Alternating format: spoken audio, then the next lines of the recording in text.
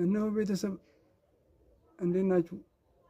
ይሄ የምታውቁት የፋሽን ፍሩት ከዚህ በፊት የለቀኩት ፍሬው ብቻ አይደለም የሚበላው። ዛሬ ደግሞ ስለ ቅጠሉም የተወሰነ ጀባ ልበላችሁ።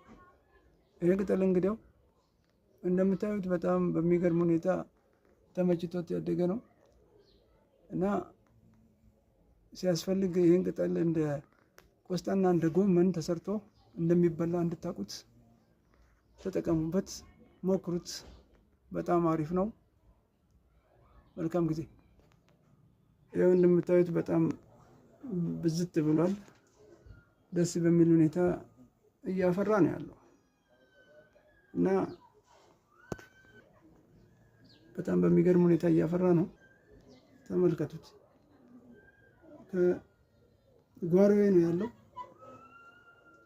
እንግዲያው የቆረጥን እንደ ጎመን እንደ ቆስጣ መብላት ነው። ሞክሬዋለሁ። ተጠቀሙት። ለጤና በጣም ተስማሚ ነው። ይኸው በዚህ በኩልም እንደዚህ አድጓል።